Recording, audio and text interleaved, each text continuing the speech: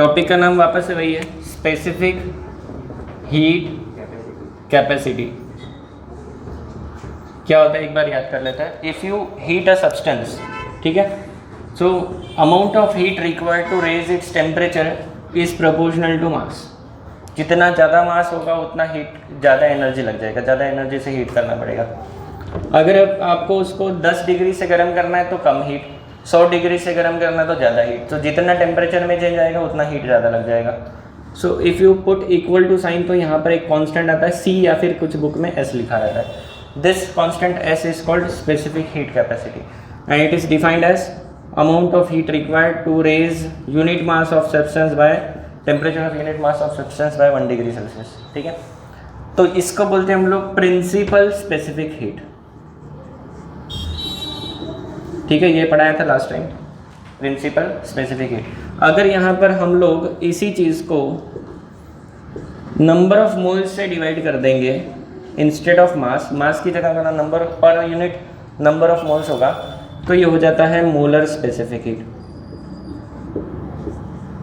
ठीक है, तो ये दो फॉर्मूला है जो याद रखना है, इस पे बेस्ड हम लोग क्वेश्चन करने वाले हैं। कुछ हीट इक्वेशन वाली कंसेप्ट है वो भी पढ़ा देता हूँ। इसके बाद वाली कंसेप्ट है हीट इक्वेशन। हीट इक्वेशन क्या है ये समझो पहले।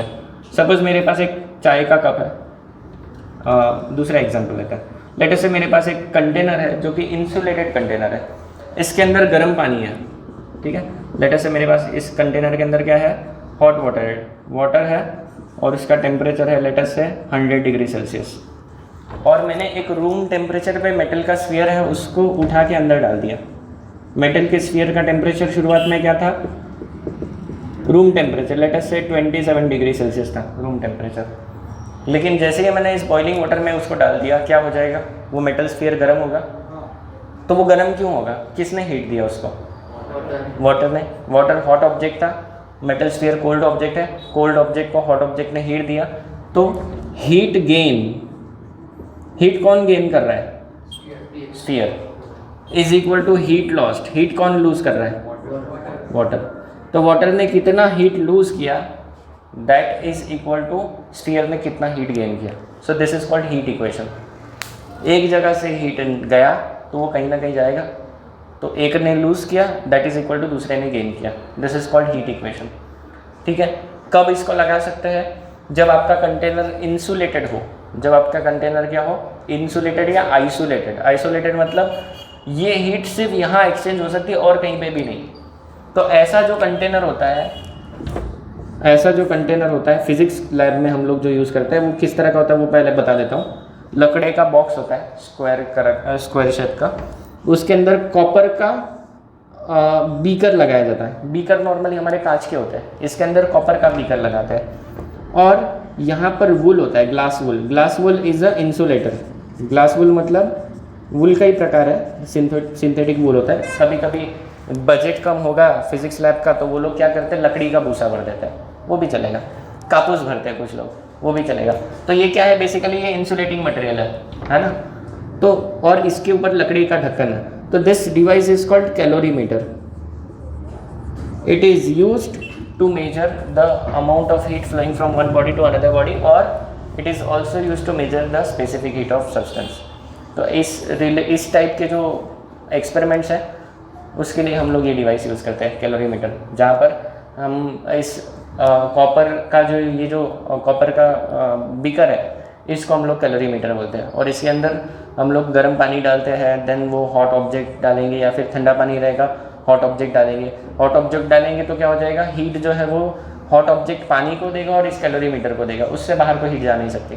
तो हीट इक्वेशन वहाँ लगाएंगे और हम लोग इसके क्वेश्चंस करेंगे। ठीक है, तो आज का सेशन पूरा क्वेश्चंस पे होने वाला है। ये कुछ फॉर्मूला है और ये एक इक्वेशन है जो पता होना चाहिए। Heat gain equal to heat loss, simple equation. यहाँ पर कहीं पे भी स्टेट में चेंज नहीं आ रहा है, यहाँ पर कहीं पे भी फिजिकल स्टेट में चेंज नहीं आ रहा है। अगर मैं ये 27 डिग्री का पानी है और इसमें 27 डिग्री का ये स्फीयर है, 100 डिग्री का पानी है, तो इससे पानी बॉईल नहीं हो जाएगा, पानी इवेपोरेट नहीं हो जाएगा, है ना। ये जब दोनों एक दूसरे से कंबाइन करेंगे तो यहाँ पर कोई भी स्टेट में चेंज नहीं आ रहा है। If there is change of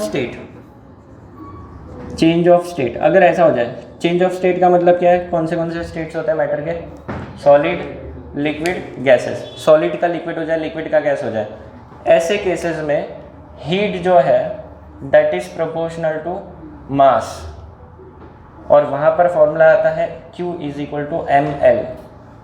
जब भी स्टेट चेंज होता है तो टेम्परेचर में चेंज नहीं आता है, जब भी स्टेट चेंज होगा तो there is no change in temperature, तो ये फॉर्मूला नहीं चलेगा।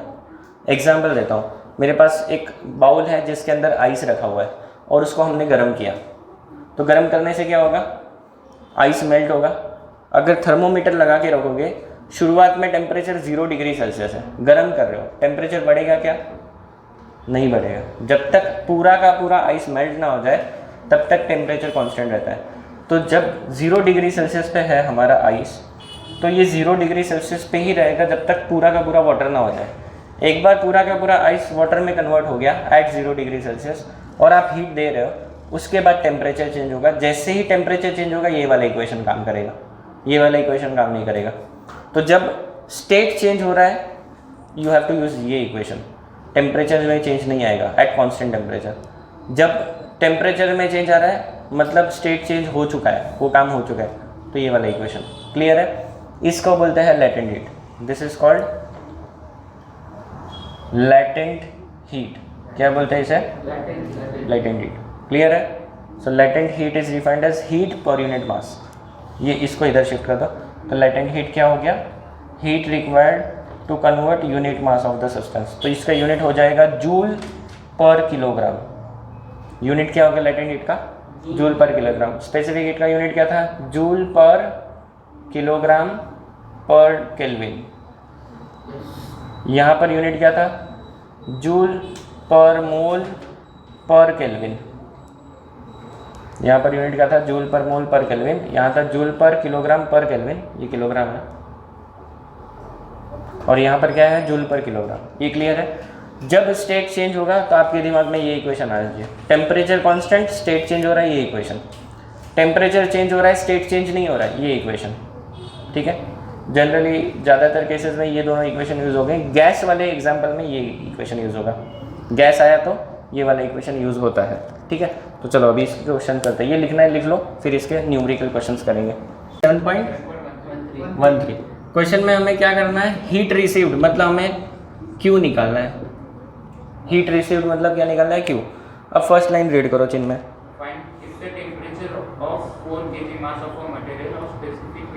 Temperature of 4 kg mass of material. क्या दिया है, मास दिया है 4 kg। हमेशा क्वेश्चन का लाइन टू लाइन पढ़ना है और गिवन लिखना है, इससे आधा क्वेश्चन आपका क्लियर हो जाता है कि क्या करना है। स्पेसिफिक हीट कैपेसिटी भी दिया है, एस लिख लो, कितना है 300 जूल पर केजी पर डिग्री सेल्सियस। ठीक है, ये ऐसा यूनिट ही है, भले पर डिग्री सेल्सियस है। ठीक है, और क्या दिया, टेम्परेचर चेंज दिया है कितना, 20 डिग्री सेल्सियस से 30 डिग्री सेल्सियस। तो डेल्टा टी कितना हो गया, 10 डिग्री का चेंज आ गया। 20 से 30 मतलब कितने का चेंज आ गया, 10 डिग्री सेल्सियस। और क्या दिया, बस। फॉर्मूला कौन सा लगना चाहिए क्वेश्चन को देख के बताओ। स्टेप नंबर 1, क्या टेम्परेचर चेंज हो रहा है, टेम्परेचर चेंज होगा तो एस इक्वल, चलो हो गया ना ये। नेक्स्ट क्वेश्चन बताओ, एग्जाम्पल कौन सा है, 7.14। एग्जाम्पल 7.14। चलो क्वेश्चन पढ़ो मधुरा। रुक जाओ, फाइंड थर्मल कैपेसिटी मतलब क्या फाइंड करना है, एस फाइंड करना है। ओके, मास दिया है कितना है, 0.2 kg। और स्पेसिफिक हीट दिया है 290 जूल पर केजी पर डिग्री सेल्सियस। तो ये हमें एस नहीं निकालना है, हमें थर्मल कैपेसिटी निकालना है। ये क्या है ये मैं बताता हूँ आपको, थर्मल कैपेसिटी। ठीक है, ये क्या है ये बताता हूँ। और क्या बोला आगे, वैसे नहीं, थर्मल कैपेसिटी जो है ना आपका स्पेसिफिक हीट कैपेसिटी का फॉर्मूला याद करो, Q upon m delta T था, ठीक है। तो ये पर यूनिट मास था, ये क्वांटिटी क्या था, पर यूनिट मास। अगर मैं सिर्फ Q अपॉन डेल्टा T लिखूं तो ये होता है मेरा थर्मल कैपेसिटी, ठीक है। तो क्या मिसिंग है यहाँ पर, मास। तो अगर मैं थर्मल कैपेसिटी निकालना तो मैं स्पेसिफिक हीट को मास से डिवाइड करो तो थर्मल कैपेसिटी आएगा क्या, सॉरी स्पेसिफिक हीट को मास से मल्टीप्लाई करो तो मुझे थर्मल कैपेसिटी मिलेगा क्या। इसको मैं मास से मल्टीप्लाई करूँ तो mm कट हो जाएगा, थर्मल कैपेसिटी मिलेगा। तो फॉर्मूला देखो क्या बना रहा हूँ यहाँ पर, ये डेफिनेशन ही है तो आप डायरेक्ट याद रख सकते हो। Thermal capacity is specific heat capacity into mass. किस केस में, अगर आपको प्रिंसिपल स्पेसिफिक हीट दिया है, अगर मोलर स्पेसिफिक हीट दिया तो मास से मल्टीप्लाई नहीं करेंगे, किससे करेंगे मल्टीप्लाई, नंबर ऑफ मोल्स से। फॉर्मूला ये है थर्मल कैपेसिटी का, Q बाई डेल्टा T। तो मास से मल्टीप्लाई करोगे, अगर यहाँ मास से डिवाइड हो रहा है, नंबर ऑफ मोल से डिवाइड हो रहा है तो नंबर ऑफ मोल से मल्टीप्लाई करोगे, क्लियर है। हाँ, तो अब यहाँ पर क्या करेंगे, थर्मल कैपेसिटी बताता क्या है हमें, थर्मल कैपेसिटी हमें ये पता चलता है कि उस ऑब्जेक्ट के अंदर उसको अगर गर्म करना है तो कितनी हीट वो लेगा, या अगर उसको ठंडा करना है तो वो कितनी हीट दे सकता है, दैट इज़ थर्मल कैपेसिटी, ठीक है। एग्जाम्पल है वाटर का थर्मल कैपेसिटी ज़्यादा होगा कंपेयर टू ऑयल, तो वाटर को गर्म करने में भी ज़्यादा एनर्जी लग जाएगा और ठंडा करने में भी ज़्यादा एनर्जी लग जाएगा। तो अगेन स्पेसिफिक हीट कैपेसिटी का जो लॉजिक है वही लॉजिक यहाँ पर है, ठीक है। बट थर्मल कैपेसिटी अगर मैं 1 कप वाटर लूँ और 1 लीटर वाटर लूँ तो 1 लीटर वाटर का थर्मल कैपेसिटी ज़्यादा है, 1 कप वाटर का थर्मल कैपेसिटी कम है, ये समझ में आ रहा है। 1 ड्रॉप वाटर का थर्मल कैपेसिटी और कम ना, जितना कम होते जाएगा साइज़ उतना थर्मल कैपेसिटी कम होता है। मतलब उसके अंदर टोटल हीट कंटेंट ये सही वर्ड नहीं है फिजिक्स में, बट आप ऐसा इमेजिन कर सकते हो, वो पता चलता है हीट एनर्जी कितना है उसके अंदर, ये पता चलता है। अगर 100 डिग्री का बॉइलिंग वाटर है मेरे पास, मैंने 1 ड्रॉप उठाया आपके हाथ पे रख दिया, मर जाओगे क्या, जल जाओगे क्या, झटका लगेगा। अब 1 कप भर के वही 100 डिग्री का पानी आपके हाथ पे डाल दिया, हाथ जलेगा, बॉइलिंग वाटर है। अब वही 1 कप की जगह बाल्टी भर के 100 डिग्री का बॉइलिंग वाटर डाल दिया, पूरा बॉडी जल जाएगा, है ना। 100 डिग्री के पानी से बॉडी जलता है, टेस्ट कर सकते हो बट करो मत, जल जाएगा, हॉस्पिटल में जाना पड़ेगा, बॉइलिंग वाटर है तो क्या समझ में आ रहा है यहाँ से, जितना मास बढ़ रहा है थर्मल कैपेसिटी बढ़ रहा है, ठीक है। आपने देखा होगा कई बार ये लोग वेल्डिंग करते रहते हैं, वो लोखंड का जो काम करते हैं वो लोग वेल्डिंग करते हैं, तो वेल्डिंग करते हैं तो वहाँ पर स्पार्क निकलता है, वो स्पार्क देखा, उस स्पार्क का टेम्परेचर होता है 1500 डिग्री सेल्सियस के ऊपर। 100 डिग्री नहीं, 100 डिग्री पे तो पानी है, पानी बॉयल होता है, ये कितना है, और वो लोग तो काम करते हैं, उनके बॉडी पे गिरते भी है स्पार्क, तो जल जाने चाहिए, क्यों नहीं जलते, उसका रीज़न उस स्पार्क का साइज बहुत छोटा है, हाँ, उसका टेम्परेचर बहुत ज़्यादा है लेकिन थर्मल कैपेसिटी क्या है, बहुत कम। अब सोचो वो स्पार्क होता क्या है, वो एक्चुअली आयन, लोखंड के छोटे छोटे पार्टिकल्स होते हैं, है ना। लोखंड जो होता है, आयन जो होता है, उसके छोटे से पार्टिकल्स है, लेकिन उनका टेम्परेचर काफ़ी ज़्यादा है, बट स्टिल थर्मल कैपेसिटी कम है क्योंकि मास कम है। तो वो उनके बॉडी पे गिरते तो है, उनके बॉडी पे थोड़े थोड़े उससे स्पॉट्स बनते हैं, लेकिन पूरे जलते नहीं है। अब वही सोचो कि वही जो इतना 1500 डिग्री गर्म सेल्सियस वाला वो मोल्टन आयन है, लिक्विड फॉर्म में आयन है, ऑब्वियस बात है, आयन सॉलिड होता है, लिक्विड मतलब उसका टेम्परेचर कितना ज़्यादा होगा, ठीक है, 1500 डिग्री सेल्सियस से लेके 3000 डिग्री सेल्सियस के आसपास होता है, तो बहुत ज़्यादा टेम्परेचर है। अब वही छोटा सा स्पार्क की जगह इतना सा ले लो लोखंड, मोल्टन आयन, और वो उस पर गिर जाए तो क्या हो जाएगा, पूरा होल बन जाएगा, जल जाएगा पूरा, है ना। तो थर्मल कैपेसिटी हमें ये बताता है कितना उसके अंदर हीट एबिलिटी है, हीट देने का या लेने का, ये थर्मल कैपेसिटी से पता चलता है। भले ही वही स्पार्क है, वही टेम्परेचर है, लेकिन छोटा साइज़ है और बड़ा साइज़ है, बड़ा साइज़ डेंजरस होता है। तो कई बार जब वेल्डिंग का काम करते हैं तो कई बार बड़े बड़े आयन के लिक्विड ड्रॉप्स भी गिरते हैं वहाँ पर, तो वो डेंजरस होते हैं जो बड़े साइज़ के होते हैं। जो छोटे साइज़ के उससे ज़्यादा कोई रिस्क नहीं है ना। चलो, तो थर्मल कैपेसिटी का फॉर्मूला क्या है, specific heat capacity multiplied by mass S है अपने पास, एम भी है, दोनों ऐसा यूनिट में है क्या, मल्टीप्लाई कर तो आंसर आ जाएगा। कर लो।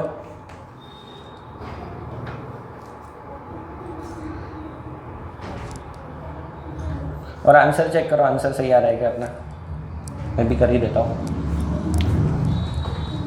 0.2 इंटू 290, सो 29 टू ज़ा 30 दूना 60, 58 जूल पर डिग्री सेल्सियस। सही है। एग्जाम्पल 7.15, एग्जाम्पल 7.15, ठीक है। क्वेश्चन समझते हैं फिर उसको सॉल्व भी करेंगे। A sphere of aluminium of 0.06 kilogram, तो मास दिया हुआ है किसका, एल्यूमिनियम के स्फीयर का 0.06 किलोग्राम। यहाँ डायग्राम भी बनाते हैं, एक स्फीयर है एल्यूमिनियम मटेरियल का है, इसका मास 0.06 किलोग्राम है, ठीक है। Is placed for sufficient time in a vessel containing boiling water so that the sphere is at 100 degree Celsius. इस पूरे में से समझने वाली बात क्या है, तो स्फीयर का टेम्परेचर क्या है, 100 डिग्री सेल्सियस है। Temperature of aluminium sphere is 100 degree Celsius. Sorry, ये इनिशियल टेम्परेचर है, तो लेट अस से T1 एल्यूमिनियम स्फीयर के लिए कितना है, 100 डिग्री सेल्सियस, ये इनिशियल टेम्परेचर है। Is then immediately transfer to 0.12 kg copper calorimeter. Copper calorimeter का मास दिया हुआ है 0.12 किलोग्राम। कैलोरीमीटर क्या होता है याद करा देता हूँ वापस से।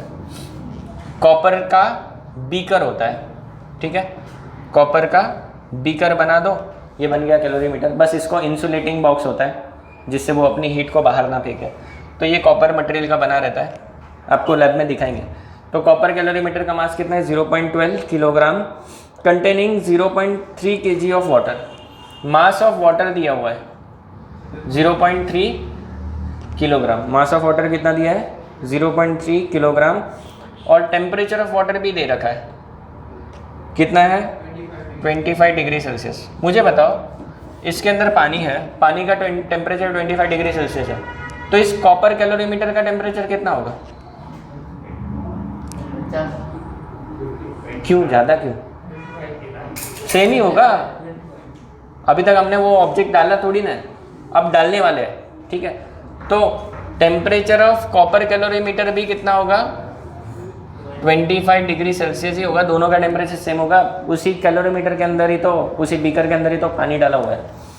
अब क्या किया, वो उस स्फीयर को डाल दिया, गर्म स्फीयर को डाला, तो ऑब्वियस बात है दोनों का टेम्परेचर बढ़ने वाला है। सो ये इनिशियल टेम्परेचर से 1 लिख देता हूँ, 1 मतलब इनिशियल, 2 मतलब फाइनल, ठीक है। अब क्या बोला है हमें, the temperature of water rises and attains a steady state at 28 degree Celsius. Temperature of water rises and attains steady state. Steady state मतलब एक बार बढ़ गया, बढ़ने के बाद कांस्टेंट हो गया, तो ये स्टेडी स्टेट टेम्परेचर कितना दिया उन्होंने, 28 डिग्री सेल्सियस। ये फाइनल टेम्परेचर दे दिया उन लोगों ने, ठीक है, किसका, वाटर का। वाटर का फाइनल टेम्परेचर है। अब मुझे बताओ, स्फीयर को डाला है उस वाटर के अंदर, तो वाटर का टेम्परेचर, स्फीयर का टेम्परेचर और कैलोरीमीटर तीनों का टेम्परेचर ये होगा। तो this is equal to temperature of copper calorimeter, final temperature of copper calorimeter, and this is also equal to final temperature of aluminium. ये सबका कॉमन टेम्परेचर आ जाएगा, तभी जाके तो स्टेडी होगा। अगर टेम्परेचर में डिफरेंस है तो हीट फ्लो करेगा, टेम्परेचर चेंज होगा। स्टेडी है मतलब क्या, सब तीनों चीज़ें, 3 चीज़ें क्या क्या है, ये कॉपर कैलोरीमीटर, पानी, और इसके अंदर जो डाला हुआ स्फीयर, ये सब के सब जब एक टेम्परेचर पे आ जाएगा तब स्टेडी स्टेट आ जाएगा। आगे क्या बोला है देखो, calculate the specific heat capacity of aluminium. Specific heat capacity of aluminium हमें निकालना है, ये निकालना है हमको। क्या दिया हुआ है, specific heat capacity of water दिया हुआ है,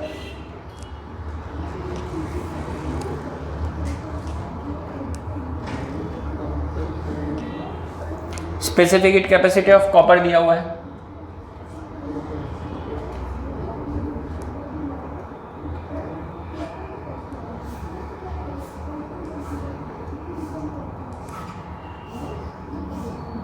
ठीक है, इतनी चीज़ें दी हुई है, पकड़ो।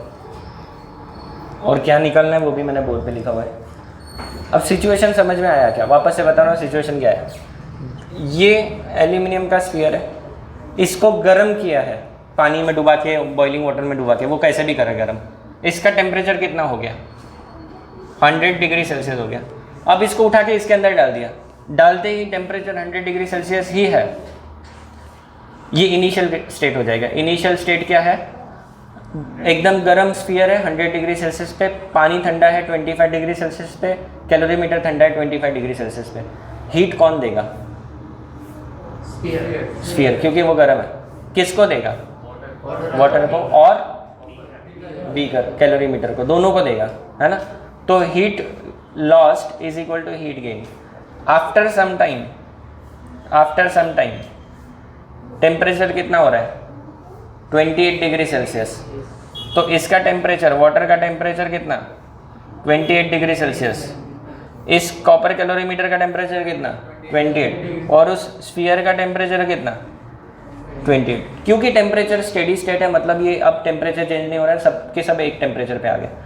तो अब लॉजिक से देखो, पानी गर्म हुआ या ठंडा हुआ? 25 से 28। कॉपर कैलोरीमीटर 25 से 28, गर्म या ठंडा? गर्म हुआ। एल्यूमिनियम का स्फीयर 100 से 28, ठंडा हुआ। इसने हीट लूज किया, बाकी ने गेन किया। ठीक है, तो यहाँ पर लगाएंगे हीट इक्वेशन, सॉल्यूशन। मैं इसके लिए कोई फॉर्मूला नहीं दे रहा हूँ, हम लोग लगाएंगे हीट इक्वेशन। क्या लगाएंगे? Heat equation. हीट इक्वेशन, क्या हीट इक्वेशन है बताओ यहाँ पर? Heat lost by, heat lost by, किसने लूज किया? स्फीयर ने। Aluminium sphere is equal to, heat लिया किसने? Heat gained by water plus heat gained by copper calorimeter. समझा क्या? किसने हीट दिया? एल्यूमिनियम का जो गर्म स्फीयर था उसने हीट दिया। किसने लिया? पानी ने लिया, और साथ में उसके कौन है? और वो कॉपर का कैलोरीमीटर है, उसने भी लिया। तो इन दोनों ने लिया, इसने दिया। सिंपल है। अब ये हीट लेने और देने के वक्त किसी का स्टेट चेंज हो रहा है क्या? क्या मेरा एल्यूमिनियम स्फीयर सॉलिड का लिक्विड हो रहा है? लिक्विड गैस कुछ हो रहा है? नहीं हो रहा है। तो स्टेट इसका चेंज नहीं हो रहा है। क्या वाटर बॉईल हो रहा है? वाटर का टेम्परेचर चेंज हो रहा है क्या? टेम्परेचर चेंज हो रहा है, बट वाटर का स्टेट चेंज हो रहा है क्या? नहीं। कितना वाटर का टेम्परेचर चेंज हुआ? 25 से 28। तो उतने में तो उसका कोई स्टेट चेंज नहीं हो रहा है, वो इवापोरेट नहीं हो रहा है, उसका कुछ नहीं होना है। क्या कॉपर कैलोरीमीटर का सॉलिड लिक्विड गैस में कोई स्टेट में चेंज हुआ? नहीं। तो स्टेट में चेंज नहीं हुआ है, तो हम लोग ये वाला फॉर्मूला नहीं यूज़ कर सकते। ये वाला फॉर्मूला हम लोग यूज़ नहीं करेंगे। तो बचा कौन सा formula? Q equal to M S delta T. बस ये एक फॉर्मूला है जो इधर यूज़ होगा, बस और कोई फॉर्मूला यूज़ नहीं कर सकते। क्लियर है? Heat lost bye aluminium sphere के लिए लिखेंगे Q aluminium, heat gain by water के लिए लिखेंगे Q water, heat gain by copper calorimeter के लिए लिखेंगे Q कॉपर। ठीक है। Q का फॉर्मूला क्या है? M S delta T, mass of aluminium, S specific heat of aluminium, delta T मतलब एल्यूमिनियम के टेम्परेचर में चेंज। डेल्टा टी एल्यूमिनियम कितना है यहाँ देख के बताओ। 100 था, कितना हो गया? 28। कितना हुआ फिर? 100 माइनस 28 कितना? 72 डिग्री सेल्सियस। तो यहाँ पर लिखेंगे डेल्टा टी 7, यहाँ पर लिख लेते हैं डेल्टा टी एल्यूमिनियम। अगले स्टेप में वैल्यूज डालेंगे। ठीक है। Q वाटर, हीट वाटर, वापस से वही formula, mass of water, specific heat of water, delta T of water. Delta T of water कितना? कितना था? 25, 28 हो गया, 3 डिग्री सेल्सियस से बढ़ गया। Plus Q copper, mass of copper, specific heat of copper, delta T of copper. Delta T copper कितना? Delta T copper, copper का टेम्परेचर कितना था 25, कितना हो गया 28, तो चेंज कितने का आया, सब मिल गया data. Let us put all the values. Mass of aluminium बताओ कितना, किलोग्राम में है, कन्वर्ट करने की जरूरत नहीं है। स्पेसिफिक हीट ऑफ एल्यूमिनियम कितना, वही तो निकालना है। डेल्टा टी एल्यूमिनियम कितना, ठीक है, इक्वल टू, अब मैं ये डायग्राम इरेज कर दूं चलेगा क्या, मुझे थोड़ी जगह चाहिए यहाँ पर, सॉल्व करने के लिए जगह चाहिए। Equal to mass of water कितना, स्पेसिफिक हीट ऑफ वाटर कितना,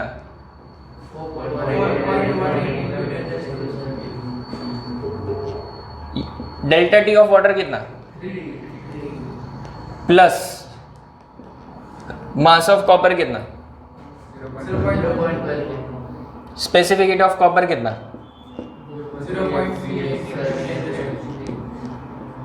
टेम्परेचर चेंज इन कॉपर कितना है।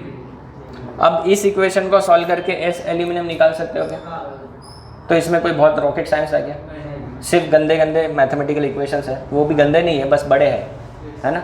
लिख लो और करो सॉल्व, आंसर मुझे बताना क्या आ रहा है। बुक में देखो मत उनका सॉल्यूशन, ऐसे क्वेश्चन को मैंने जो मेथड पढ़ाया उसी से सॉल्व करो। इसका कैलकुलेशन करते हैं, कॉमन टर्म्स जो है ना उसको पहले बाहर निकालोगे तो आपका कष्ट कम हो जाएगा।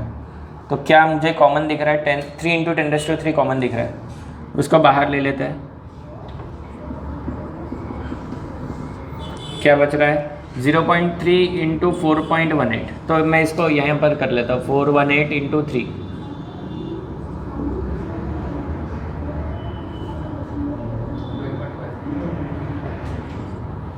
तो ये आ रहा है 12.54, 1254, और पॉइंट इधर 2 है, इधर 1 है, 3, तो 1.254 इन दोनों का मल्टीप्लिकेशन, ठीक है। इसका मल्टीप्लिकेशन करेंगे 387 × 12, है ना, तो ये आ जाएगा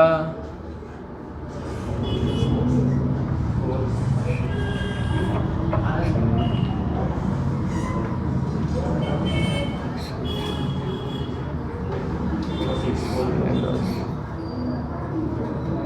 ठीक है, और डेसिमल पॉइंट 3 और 2 5,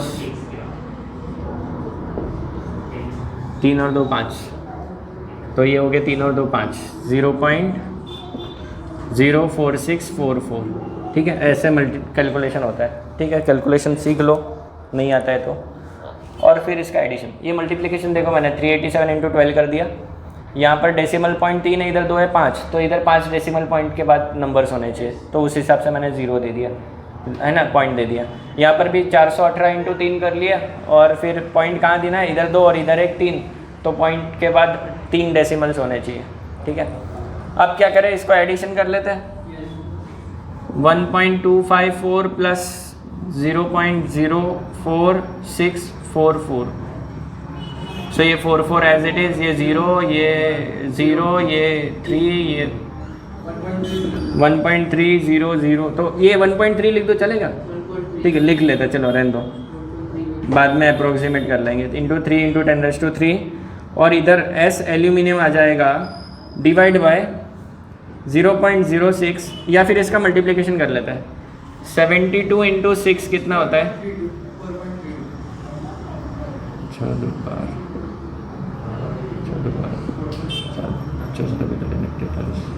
432, तो और पॉइंट के बाद 2 नंबर है तो 4.32, सही है।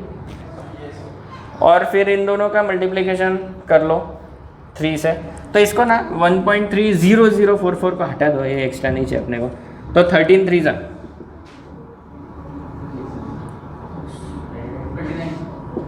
39 डिवाइड बाय 4.32 × 10⁻³, तो बस ये डिवीजन बच गया, 432 डिवाइड बाय 390, इसको 390 कर दो, 39 को 3.9 को 390 कर दो, और ये डिवीजन कर लो, आ गया तुम्हारा आंसर।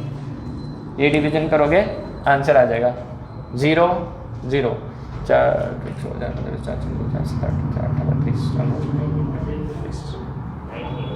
9 से हो जाएगा।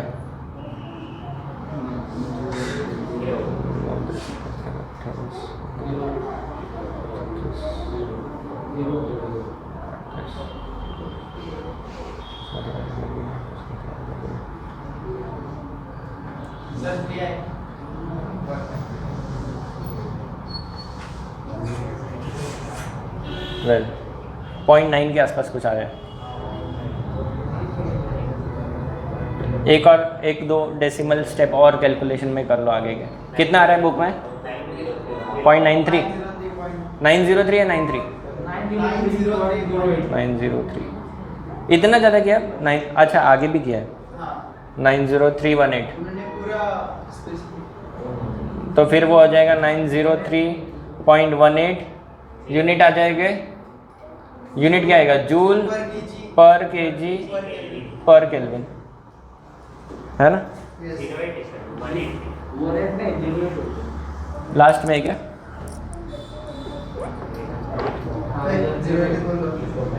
मैंने वरना सुना होगा, ठीक है। तो इस तरह से आपको करना रहता है।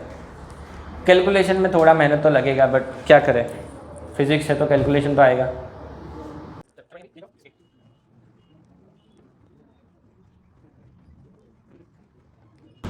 चेंज ऑफ स्टेट या फिर change of phase. So matter के कितने फेजेस होते हैं हमारे सिलेबस के हिसाब से? At least 3 phases, solid liquid gas, इनके ही बारे में पढ़ेंगे। और भी 3 फेजेस होते हैं जो एडवांस फिजिक्स में पढ़ते हैं, अभी नहीं पढ़ेंगे। So there are 3 states of matter, solid liquid gas. Solid to liquid हो सकता है, लिक्विड टू गैस हो सकता है, कभी कभी सॉलिड टू गैस भी हो जाता है, गैस टू सॉलिड भी हो जाता है, ठीक है। तो इसको बोलते हैं हम लोग चेंज ऑफ फेज। जब भी मैटर का स्टेट चेंज होगा, सॉलिड से लिक्विड, लिक्विड से सॉलिड या ऐसा कुछ, तो उसको हम लोग बोलते हैं चेंज ऑफ स्टेट। जब भी स्टेट चेंज होगा तो वो कांस्टेंट टेम्परेचर पे होता है, वहाँ पर टेम्परेचर चेंज नहीं होता है। जो भी आप हीट सप्लाई करते हो उस हीट का यूज़ किस में हो जाता है? टू चेंज द स्टेट, ठीक है। सॉलिड्स और लिक्विड में क्या फ़र्क होता है? मॉलिक्यूल्स का डिस्टेंस।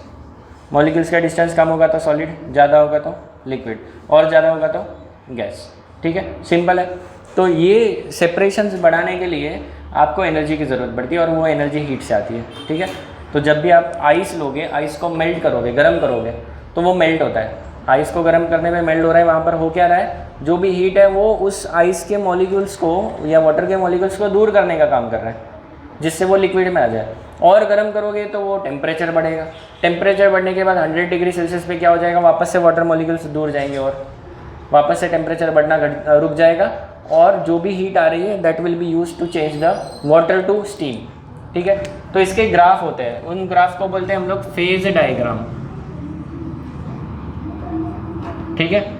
इनके जो ग्राफ होते हैं उसको हम लोग बोलते हैं फेज डायग्राम। तो अभी मैं आपको एक ग्राफ पढ़ा रहा हूँ जो कि अपने बुक में है, पेज नंबर है 129, ग्राफ है 7.9, variation of temperature with time. Variation of temperature with time, phase diagram नहीं है वो, बट टेम्परेचर वर्सेस टाइम का ग्राफ है। टेम्परेचर वर्सेस टाइम किसका ग्राफ है? वाटर के लिए बनाया है, ठीक है। Initially let us take this axis as 0 degree Celsius, और लेट अस से हमारा जो आइस है वो -20 डिग्री सेल्सियस से मैं ग्राफ बना रहा हूँ। बुक में जो ग्राफ है वो 0 से स्टार्ट किया हम लोग ने। हम लोग लेट अस से -20 डिग्री निगेटिव साइड से शुरू करते हैं, ठीक है। अभी हमारे आइस का टेम्परेचर कितना है? -20 डिग्री सेल्सियस है, फ्रीज़र से निकाला हुआ है।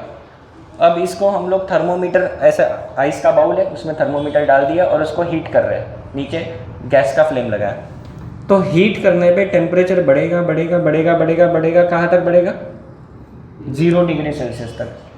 0 डिग्री सेल्सियस होने के बाद टेम्परेचर बढ़ना रुक जाएगा। ये टेम्परेचर कहाँ से बढ़ रहा है? -20, -10, -10, -5, -4, -3, -2, -1, 0 डिग्री सेल्सियस हो गया। इसके बाद का ग्राफ आपके बुक में दिया है, इसके आगे का मैंने ये एक्स्ट्रा पढ़ाया, ठीक है। 0 डिग्री सेल्सियस पे क्या होगा? आप हीट कर रहे हो, टेम्परेचर चेंज नहीं होगा। तो यहाँ से ग्राफ कैसा? यहाँ से ग्राफ आपका स्ट्रेट लाइन, थोड़ी देर तक स्ट्रेट लाइन। कब तक स्ट्रेट लाइन?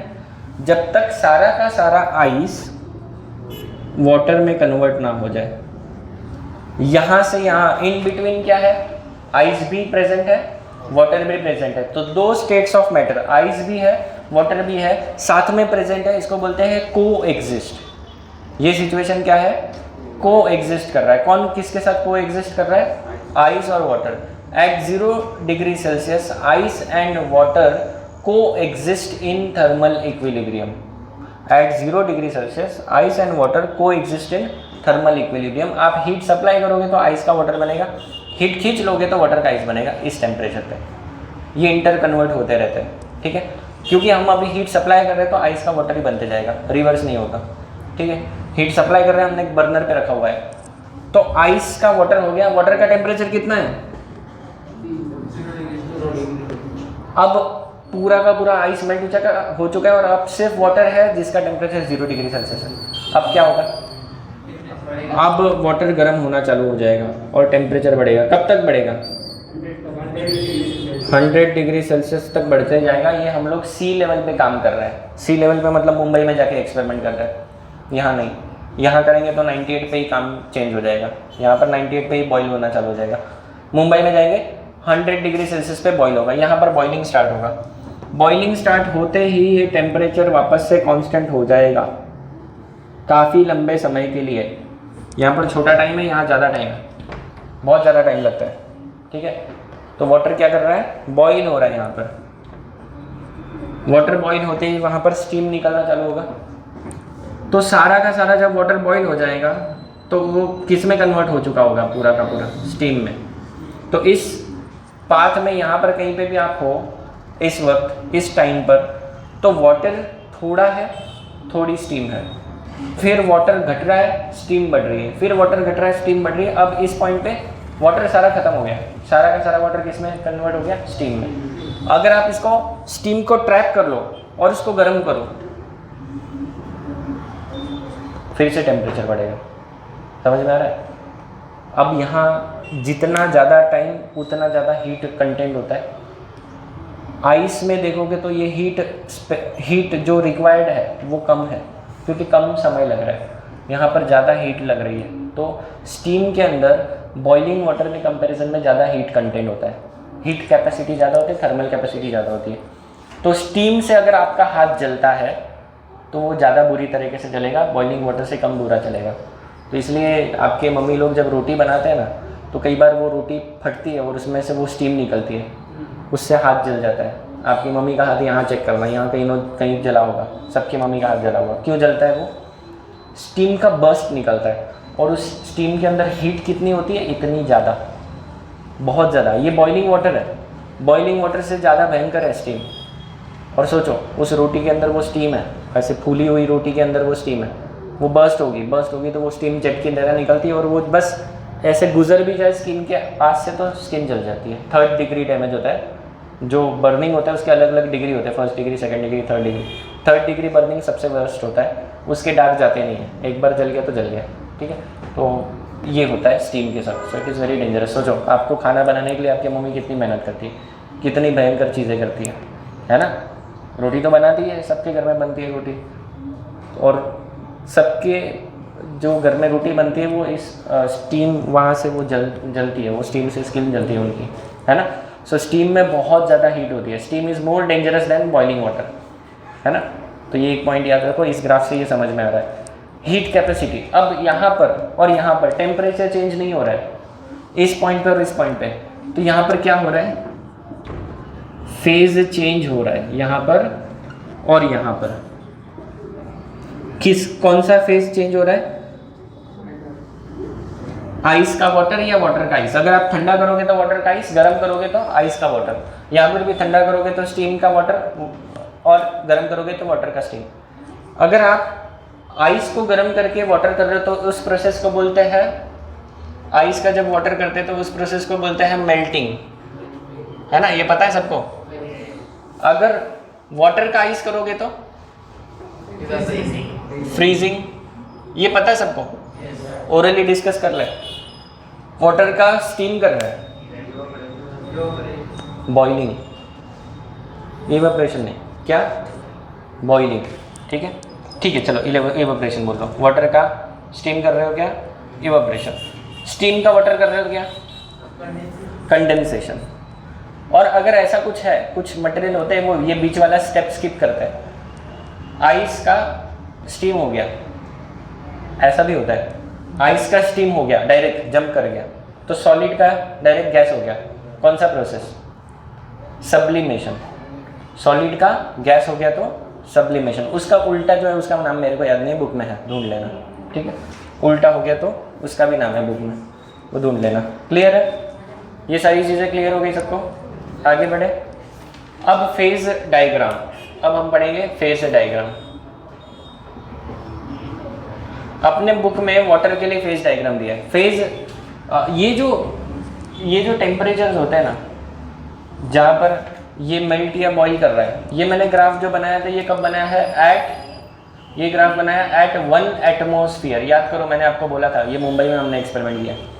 प्रेशर के साथ बॉइलिंग टेम्परेचर और स्टीम पॉइंट और आइस पॉइंट, या फिर बॉइलिंग टेम्परेचर और मेल्टिंग टेम्परेचर प्रेशर के साथ चेंज होता है।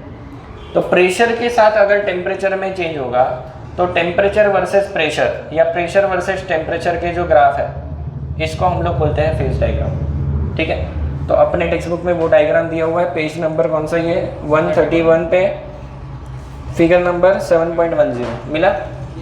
तो वो इसका डायग्राम है, ठीक है। इस डायग्राम को डिस्कस करने से पहले यहाँ पर एक और चीज़ है। आप हीट सप्लाई कर रहे हो, वाटर का स्टीम हो रहा है, टेम्परेचर नहीं बढ़ रहा है, तो यहाँ पर फॉर्मूला क्या लगेगा? यहाँ पर क्योंकि ज़्यादा हीट यूज हो रहा है तो ये होगा लेटेंट हीट ऑफ वेपराइजेशन। यहाँ पर कम हीट यूज हो रहा है, Q इक्वल टू फॉर्मूला तो ml ही है, लेकिन लेटेंट हीट ऑफ फ्यूजन है। लेटेंट हीट ऑफ फ्यूजन ये हमेशा लेटेंट हीट ऑफ वेपराइजेशन से कम होती है। इसकी वैल्यूज दिया हुआ है बुक में।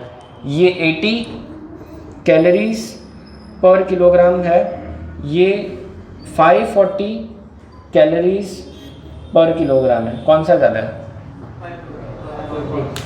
वेपराइजेशन का हीट कितना ज़्यादा देख लो, कितने टाइम्स ज़्यादा है? 8 का टेबल में देख लो, 54 है ना, 6 या 7 टाइम्स ज़्यादा, 6 to 7 टाइम्स ज़्यादा, काफ़ी ज़्यादा है हीट कंटेंट इन स्टीम, है ना। इसलिए स्टीम ज़्यादा डेंजरस होती है वाटर के कंपैरिजन में, बॉइलिंग वाटर के कंपैरिजन में स्टीम जो है वो ज़्यादा डैमेज कर सकती है बिकॉज ऑफ दिस, ठीक है। ओके, ज़्यादा हीट कंटेंट होता है स्टीम में, ये यहाँ पर समझने वाला है। इस ग्राफ में यहाँ पर हीट जो भी सप्लाई करेंगे उसके लिए क्या फॉर्मूला, यहाँ पर हीट सप्लाइड के लिए क्या फॉर्मूला, यहाँ से यहाँ कौन सा? MS delta T। Temperature change हुआ, ये फॉर्मूला। इधर टेम्परेचर चेंज हो रहा है, फॉर्मूला क्या लगेगा? इधर समझ में आ रहा है कहाँ कौन से फॉर्मूला लगाने? क्लियर है? यहाँ पर फॉर्मूला ml लगेगा, यहाँ ml लगेगा। L की वैल्यू अलग होगी, L की वैल्यू दोनों जगह अलग है। यहाँ पर S की वैल्यू दोनों जगह अलग नहीं है, तीनों जगह S की वैल्यू सेम है ना। ये खास बात है वाटर के लिए। चलो, तो ये हो गया अपना टेम्परेचर वर्सेस टाइम ग्राफ। अब हम पढ़ेंगे प्रेशर वर्सेस टेम्परेचर ग्राफ, जो कि है फिगर नंबर 7.10। इस एक्सिस पे क्या दिया है हम लोग ने? टेम्परेचर, और इधर दिया है प्रेशर। तो इस एक्सिस पे क्या है? टेम्परेचर, इधर प्रेशर है। सही लिया, सही बनाया मैंने? Okay, graph look something like this. ऐसा, फिर ऐसा, और फिर ऐसा कुछ, तो ठीक है। और ये जो पॉइंट है, पहले तो मैं ये समझा देता हूँ ग्राफ क्या है। यहाँ पर जब ओके, यहाँ पर मुझे वैल्यूज़ की भी ज़रूरत है। लेट अस से दिस वैल्यू 0 डिग्री सेल्सियस, यहाँ पर कहीं तो है 100 डिग्री सेल्सियस, ठीक है। तो सही है ना, वैल्यू सही लिखा है? हाँ। तो आपका जो वाटर है, यहाँ से 0 डिग्री से 100 डिग्री सेल्सियस आप टेम्परेचर बढ़ाओ। Take pressure to be constant, ठीक है, प्रेशर को कांस्टेंट ले लो। तो 0 डिग्री सेल्सियस से 100 डिग्री सेल्सियस में टेम्परेचर बढ़ेगा। यहाँ पर ये जो है, ये कौन से स्टेट में होगा? ये लिक्विड स्टेट में होगा। इस पार्ट में, इस पार्ट में ये कौन सा स्टेट है? देखो जरा, एक मिनट रुक जाओ, वो डायग्राम में देख के ही बना देता हूँ तो एक्सप्लेन करने में आसानी होगी। ऊपर लिक्विड है ना, ठीक है, रुक जाओ। ऊपर लिक्विड है, ये लिक्विड स्टेट है और ये वेपर स्टेट है। ग्राफ थोड़ा सा अलग बनाया क्या मैंने? अच्छा हाँ, फर्स्ट ही गिराएगा। 7.10 का ए देख रहे हैं हम लोग वाटर के लिए। तो ये है लिक्विड, ये है वेपर, ये है सॉलिड, ठीक है। और ये जो पॉइंट है this is called triple point, this point is called triple point, C is called triple point. क्या होता है एक्सप्लेन करूंगा मैं आपको। यहाँ पर जो प्रेशर है, यहाँ पर जो प्रेशर है ये है 0.006 एटमॉस्फेयर। 1 एटमॉस्फेयर यहाँ कहीं तो है, 1 एटमॉस्फेयर यहाँ कहीं तो है, ठीक है। ये ग्राफ थोड़ा सा मुझे शिफ्ट करना पड़ेगा ऐसा, अब ठीक है 100 डिग्री सेल्सियस। और उसके बाद है ये LS है, ये तो ठीक है, ये तो मेरे को पता है। SV करो, ठीक है ठीक है। ये टेम्परेचर कुछ नेगेटिव में लिया है, एनीवेज चलो इतना मेरे हिसाब से सफिशिएंट है डिस्कशन। हाँ ये लो, अब देखो क्या है, ग्राफ समझाता हूँ पहले। नॉर्मली हम लोग सारा जो एक्सपेरिमेंट करते हैं 1 एटमॉस्फेयर पे करते हैं, 1 एटमॉस्फेयर के आसपास ही होता है हमारा प्रेशर। तो 1 एटमॉस्फेयर पे अगर आप 0 डिग्री सेल्सियस पे देखोगे, ये जो ग्राफ है यहाँ होना चाहिए 0 डिग्री सेल्सियस को, इसको थोड़ा सा मुझे कर्व चेंज करना पड़ेगा और इसको ले लेंगे 0 डिग्री सेल्सियस को यहाँ पर, ठीक है। तो 1 एटमॉस्फेयर पे 0 डिग्री सेल्सियस पे अगर आप देखोगे तो हमारा जो ग्राफ है वो ये लाइन पे आता है, ठीक है। 0 डिग्री सेल्सियस से अगर आप टेम्परेचर बढ़ाओगे, प्रेशर उतना ही रखा है, टेम्परेचर बढ़ाओगे तो कौन सा स्टेट है, लिक्विड। 0 डिग्री सेल्सियस यहाँ पर है, टेम्परेचर बढ़ाओगे तो लिक्विड, टेम्परेचर घटाओगे तो सॉलिड। कहाँ पर है, 0 डिग्री सेल्सियस पे। टेम्परेचर बढ़ा रहे हो लिक्विड बन रहा है, टेम्परेचर घटाओगे सॉलिड, लॉजिक है। 100 डिग्री सेल्सियस पे आओगे, टेम्परेचर बढ़ाओगे तो वेपर, टेम्परेचर घटाओगे तो लिक्विड। प्रेशर हमने उतना ही रखा है, ये क्लियर है। ये पॉइंट और ये पॉइंट क्लियर है। ये कौन सा पॉइंट है, ये आइस पॉइंट है 1 एटमॉस्फेयर पे। ये कौन सा है, स्टीम पॉइंट। अब अगर आप प्रेशर को घटाते हो तो क्या हो रहा है, प्रेशर जब घटा रहे हो तो आपका 0 डिग्री सेल्सियस का लाइन तो यही है, प्रेशर घटा दिया तो आपका जो मटेरियल है वो सॉलिड में ही रहेगा 0 डिग्री सेल्सियस पे, मतलब आइस ही रहेगा, ठीक है। और टेम्परेचर बढ़ा दोगे 1 डिग्री 2 डिग्री तो भी वो आइस ही रह रहा है, भले आपने प्रेशर घटा दिया है ना, आपने प्रेशर घटाया तो वो क्या रह रहा है, आइस रह रहा है, भले ही वो आप टेम्परेचर बढ़ाओ, क्योंकि ये रेंज में टेम्परेचर बढ़ेगा तो भी वो सॉलिड रहना है, ठीक है। आपने अगर यहाँ से लेटेस्ट से 0.006 मतलब ये बहुत कम प्रेशर है, यहाँ पर कहीं तो रखा आपने इन बिटवीन, 1 एटमॉस्फेयर से कम है लेकिन 0.006 एटमॉस्फेयर से थोड़ा ज़्यादा है, तो लो प्रेशर है। लो प्रेशर में क्या हो रहा है, 0 डिग्री सेल्सियस पे तो ये सॉलिड है, थोड़ा गर्म करोगे तब भी सॉलिड है, तो आपका जो मेल्टिंग पॉइंट है वो यहाँ कहीं आ जाएगा। तो मतलब 0 डिग्री के ऊपर कहीं तो वो मेल्ट होना चालू होगा, 1 डिग्री 2 डिग्री जो भी टेम्परेचर है वो प्रेशर पे डिपेंड करता है इस ग्राफ पे। उसके आगे फिर वो लिक्विड बनेगा एंड सो ऑन। अगर आपने प्रेशर बहुत घटा दिया, इस 0.06 के भी नीचे लेके आए, यहाँ लेके आए, तो क्या हो रहा है, आइस है लो प्रेशर पे और आपने गर्म किया तो क्या बन रहा है, वेपर बन रहा है, लिक्विड नहीं बन रहा है। तो यहाँ पर क्या हो रहा है, सब्लिमेशन हो रहा है, this is sublimation curve. Ice का डायरेक्ट वेपर बन गया, कब होता है ये, लो प्रेशर पे। ये किस केस में होता है मैं बताता हूँ। धूमकेतु जो रहता है ना, धूमकेतु को क्या बोलते हैं, कॉमेट। तो कॉमेट जो रहता है जब वो सन के नज़दीक जाता है तो उसका टेम्परेचर बढ़ता है। एटमॉस्फेयर का प्रेशर क्या है, स्पेस में 0, कोई प्रेशर है ही नहीं, तो यहाँ पर लो प्रेशर वाली कंडीशन है। तो वो जो धूमकेतु होता है, कॉमेट जो होता है, उसके अंदर सॉलिडिफाइड लिक्विड्स या गैसेज होता है, तो वो सॉलिड से डायरेक्ट जंप कहाँ करता है, वेपर में। तो उससे उसकी टेल बनती है लंबी सी। जो कॉमेट्स को टेल होता है वो सॉलिड से लिक्विड वेपराइज हो रहा है वो डायरेक्टली, तो उससे वो गैसेस का टेल बनता है पूरा उसके पीछे। तो ये होता है वहाँ पर प्रोसेस। चलो सॉलिड, हाँ अगर हमने, यहाँ ध्यान दो, अगर हमने प्रेशर बढ़ाया तो ये ग्राफ जाएगा कहाँ पर, इधर ऊपर। मतलब 0 डिग्री सेल्सियस पे वाटर क्या बन गया, 0 डिग्री सेल्सियस पे आइस होता है, यहाँ पर प्रेशर बढ़ाने से लिक्विड बन रहा है। इसका एग्जाम्पल आइस ले लो, आइस के ऊपर आप एकदम पतला सा वायर तार जो होता है वो डाल दो, उसको प्रेस करो बहुत ज़्यादा फोर्स से, तो वो तार उसको क्रॉस करके निकल जाता है। हमने क्लासरूम में एक्सपेरिमेंट किया था ये वाला, उस प्रोसेस को बोलते हैं रिजर्वेशन, है ना। वो तार उसको काटते काटते जाएगा, क्योंकि वो 0 डिग्री सेल्सियस पे काट रहा है, वो वापस से फ्यूज़ हो जाएगा आइस, और वो तार उसके अंदर घुस जाएगा। नाइफ के साथ भी कर सकते हो आप, लेकिन सिर्फ आपका प्रेशर जो होना चाहिए वो क्या होना चाहिए, 1 एटमॉस्फेयर से ज़्यादा। आपको बहुत ज़्यादा प्रेशर लगाना है तो आप उस ऑब्जेक्ट को उसके आर पार भेज सकते हो और वो आइस एज इट इज़ रहेगा। तो जहाँ पर आपने प्रेशर बढ़ाया वहाँ पर वो आइस मेल्ट हो गया, बाकी जगह आइस मेल्ट नहीं हो रहा है, ठीक है। सो यही सेम प्रिंसिपल यूज़ होता है स्केटिंग में। आइस स्केटिंग जो करते हैं ना, तो आइस स्केटिंग करते वक्त जो स्केट बोर्ड है उस पर हम लोग खड़े हैं, हमारे वेट से प्रेशर क्रिएट होता है। प्रेशर क्रिएट होने से अपने पैर के नीचे का जो आइस है वो मेल्ट हो जाता है। आइस मेल्ट होने पे वाटर हो गया तो वो स्मूथ हो गया, वहाँ से आप स्लाइड करके आगे निकल जाओगे। जैसे ही आप आगे निकल गए, पीछे जो आइस था उस पर प्रेशर घट गया, प्रेशर घटते ही वो वापस से सॉलिड हो जाता है ना। इंटरेस्टिंग बात। वैसे ही यहाँ पर है, वैसे ही यहाँ पर है। तो अब इसको आप खुद एनालाइज करो। ये जो कर्व है this is solid liquid curve. इस कर्व पे किसी भी पॉइंट पे, किसी भी प्रेशर और टेम्परेचर पे आप देखोगे तो सॉलिड और लिक्विड फेजेस साथ में होंगे, को एग्जिस्टिंग होंगे। ये कर्व पे लिक्विड और वेपर को एग्जिस्टिंग है, और इस कर्व पे सॉलिड और वेपर को एग्जिस्टिंग है।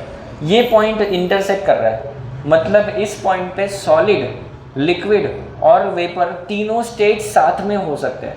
और ये पॉइंट जो होता है इसको हम लोग बोलते हैं triple point. This point is called triple point. Triple point is the point और it is the unique temperature and pressure at which solid, liquid and vapor, all 3 states of matter exist at the same time. All 3 states of water exist at the same time. तीनों के तीनों होंगे, सोचो, है ना। Interesting. सोचो, एक ही जगह वेपर भी है, एक ही जगह आइस भी है, और उधर ही आपका लिक्विड भी है। तीनों स्टेट्स है एक ही समय पर। कितना भारी होगा वो उससे सिचुएशन। हाँ, तीनों स्टेट्स कितना भारी लगेगा, है ना। तो वो यहाँ पर होता है क्रिटिकल पॉइंट पे। And that's why this point is very unique. This temperature is 0.01 degree Celsius and 0.1 या 0.01 ना, चेक करो तो ज़रा, 0.01 ना। एंड प्रेशर जो होता है इसका 0.06 एटमॉस्फेयर होता है। ये टेम्परेचर एक और 0 है क्या? ये यूनिक टेम्परेचर और प्रेशर पे ही वाटर के साथ ये होता है, और हर लिक्विड के लिए ये क्रिटिकल पॉइंट अलग हो सकता है। कार्बन डाइऑक्साइड दिया है उसमें, देखो नेक्स्ट ग्राफ, कार्बन डाइऑक्साइड है ना। तो नेक्स्ट वाला कौन सा है? Carbon dioxide. कार्बन डाइऑक्साइड के लिए भी सेम डायग्राम दिया है, बट डायग्राम का नेचर अलग है ना। डायग्राम का बिहेवियर अलग है, तो हर लिक्विड का अपना फेज डायग्राम अलग होगा, क्रिटिकल पॉइंट की वैल्यू भी अलग होगी, ठीक है।